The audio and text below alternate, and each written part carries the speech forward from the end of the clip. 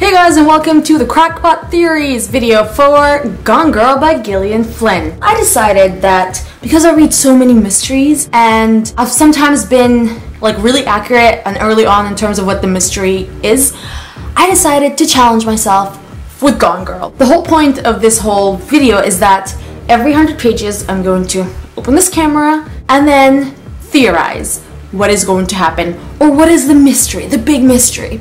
Every 100 pages I'm obviously going to get more and more information, so I might probably get closer to the real answer or not.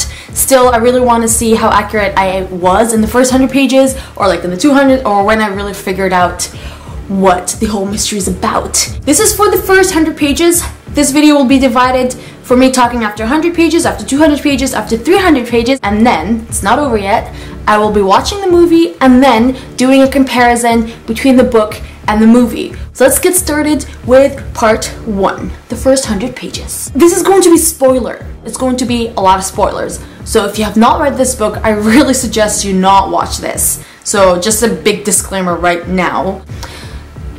Nick is so creepy. I'm sorry, I can't really trust his narration. There's a lot of red flags for me, and I'm not sure if the author is doing this on purpose to make it so obvious, like, oh, the husband did it. But at the same time, I feel like maybe the author is hinting so much to make us think like that, make us think like, oh, the husband obviously didn't do it, because the author isn't going to make it this obvious, and because everyone says that it's not obvious. But then, the husband did it. I feel like that's what kind of makes sense. I don't know. That was my initial idea. There are a couple of things that kind of gave me some red flags, like I mentioned. One of them is that he said, one here, on page 37, he said, it was my 5th lie to the police. I was just starting. Why was he lying to the police? That was kind of creepy. And then another time, he says here when he meets Amy's parents after he tells them that she's missing. They say that it's routine to look into the husband at the beginning, and they say that he would have never hurt Amy and they trust him completely and stuff. And he says, I felt a burst of intense guilt, self-loathing. I thought for a second I might cry, finally. What? Okay, crackpot theory number 1. I feel like he's cheating on his wife, and that's why he feels this immense guilt. And maybe the pain, or how he couldn't like stomach them saying he never hurt her, maybe he hurt her emotionally. That could be 1. 2, I feel like she might be mentally ill. Like, she takes the riddles way too far. Like the whole anniversary riddles, like the treasure hunt, she takes it way too far. And I feel like her moods kind of go up and down, especially later on in their marriage. And I'm like, maybe, is she mentally ill? Did she stage this whole thing, this whole struggle in the house and her disappearance, so that he would find her in the end? But then one thing is that when he finally finds the first riddle and he figures it out, they go to the other place to get the second riddle, and then when he reads it, the cops ask him, they're like, do you know what that is? And he says, no, I lied, like, you know, in the whole him speaking to himself. So he lied about knowing what the second riddle was about. The author obviously didn't tell us what it is. So I don't know what I feel about this. Like, it's kind of weird. So this is where I am so far. I will be switching on to after 100 pages. And let's see if I got wiser. Hey guys, and welcome to part 2. It's 11 p.m. right now. I've had a really long day, but I really want to continue reading the book, but I can't until I film this video or this part, so here I am. I read up to page 202, so that concludes the second part of my theorizing. I'd like to say I'm quite happy with my theories that I said in the first part. One of them was that he was cheating on his wife, and ding ding ding, that's true. He is cheating on his wife. Another part, I said emotionally, him being emotionally I guess cheating on her or hurting her emotionally and stuff. We see here a lot that he's becoming or looking very similar to what his father was, that he hates women and he always talks crap about women, and it's very demeaning. I wince every time he says things about women like that. And we notice that, or we read here, even though I've had this at the beginning. So we find out that Amy wanted a gun. And I said here, Amy wanted a gun. Paranoid or Nick's daddy's boy attitude? So daddy's boy attitude is basically when Nick turns into this woman-hating abuser. And we find out later that he did hit her and he pushed her, and that is why she went to get a gun. So yes, my theories are all sort of shaping up, and I still stick to the theory that, so he's looking more and more guilty. But again, I think the author is making it too obvious that he's guilty. But again, maybe she's doing that on purpose. However, I wrote here on page 202, Nick is looking to be exactly like his dad. Maybe he really is the murderer, but also, is Amy's narration that reliable? That is what I am not 100% sure on. Should I trust Amy's narration? Because she says, you know, he hit her and all that stuff and things like that. But at the same time, do I believe? I don't know. It feels like Amy seems very unstable to me. And that is what I'm worried about. So another thing is that Amy finds out that Nick is cheating on her the day before D-Day, which is when she disappears. So is this an elaborate plan to make him feel like crap, or to make him the murderer or whatever, and she disappears? I think I'm leaning more towards her being mentally ill, because I still don't trust her narration.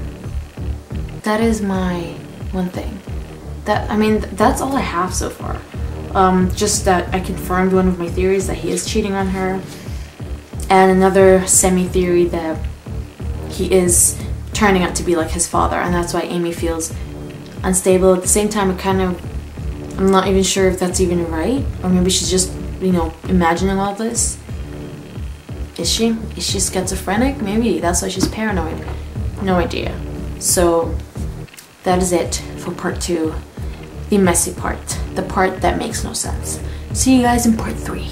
Gone Girl part 3 right now. So I am on page 310, and big reveal.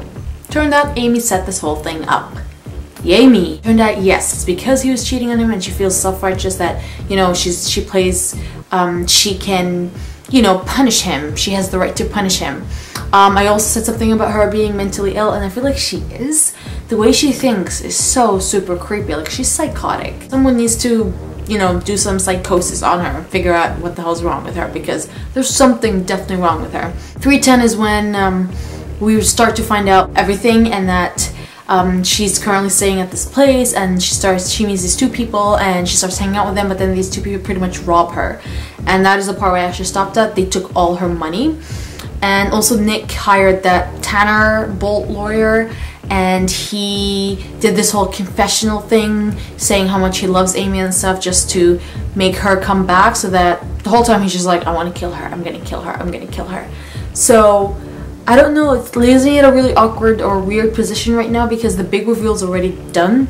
Amy is a lunatic and this whole thing was staged, but at the same time there's still like 120 pages, and I feel like I don't know where the author's taking this book. Honestly, I feel like Amy might deserve her getting convicted, you know, for doing this whole thing and all that stuff. I don't know, I feel like that's where it's going, especially since Nick is getting like stories from the supposed rapist and from the supposed stalker. I do hope the creep factor stays, or I don't know, I never really felt that creeped out throughout the book because I guessed everything. And I think if I wasn't working so hard trying to guess things, I wouldn't have guessed it, but it's because I'm actively like thinking up theories. That is why I guessed it correct, but this proves my point. Mysteries never stump me. I always, most of the time, figure out the mystery and the big reveal before it happens. So I guess we're moving on to part 4, where I actually finished the book and let you guys know what I think about it. So welcome to the last part. I'm filming this like 2 to 3 weeks after I actually finished this book, and actually a month after I finished this book, and 3 weeks or 2 weeks after I watched the movie. I know I was lazy, so very lazy to continue on, but I just wanted to discuss what I thought of the ending and everything. I knew it. I pretty much guessed the whole thing, did not guess the ending. That was quite creepy, and I feel like her, Amy, and Nick totally deserve each other. They deserve each other. Honestly, like, Nick gave me the creeps. He's so creepy, especially when Amy was talking to him about how a typical girl wouldn't satisfy him, and he'd go wondering all his life that he wanted more and stuff, and I'm like, that is so creepy. And then he actually started replaying what she was saying and actually agreeing with her, and I'm all creeped out again. So I thought that Amy Elliott, she is such a complex character and a freaky character. I applaud Gillian Flynn for writing such a complex character, honestly. And Nick, I never liked him. Even when he was accused of being a murderer, I really never liked him. I never trusted him, and I wouldn't say he deserved what happened to him, but in the end, I feel like they both deserved their ending. I mean, I don't know.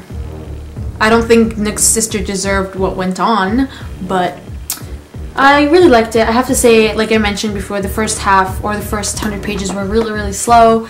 I gave it 4 out of 5 stars. After we find out that Nick was cheating her, I think that's when things started to pick up, especially after we find the big reveal. After the big reveal, I was all like, what is going to happen now? Like, we found out she's a psychopath, and what now? What is more to tell? What is there to tell? And then the whole thing with Desi. Desi was so creepy. I feel like if they ended up together, they would have also been perfect together. But I didn't think that she would kill him. That was so brutal, and the way she thought of the plan in a week or something, that actually really, really scared me.